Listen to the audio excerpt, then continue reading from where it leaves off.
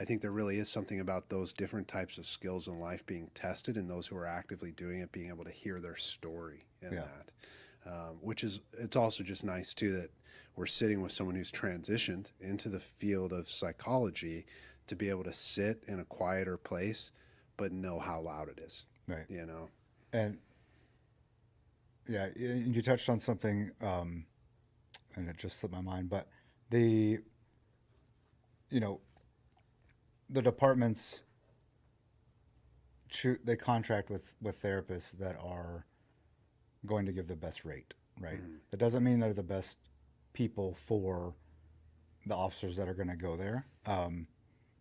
And so, say back in the day when an event happened and they sent us to a counselor, we're street cops. We don't want to be in front of this person anyways. And then we talk to that person, and the mindset is they haven't been through. And military, I think, deals with this too.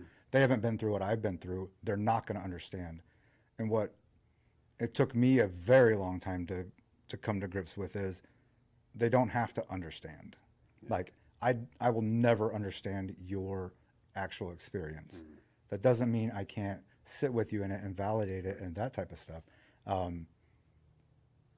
But for many, many years, I was resistant to therapy because one of the first ones I saw had only been a cop 2 years, and then he quit because it wasn't for him and became a licensed therapist.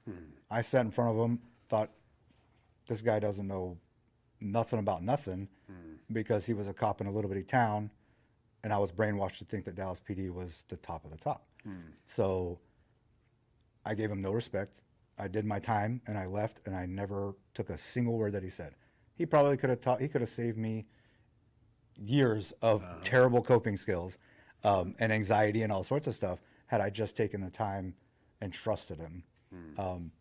So I guess, yeah, I mean, the family or the I don't want to call it the thin blue line, but the police family is very strong in the fact that we trust each other with our lives.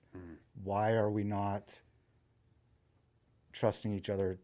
If I could die for you, why can't I sit with you for 5 minutes and tell you that I'm struggling? Yeah.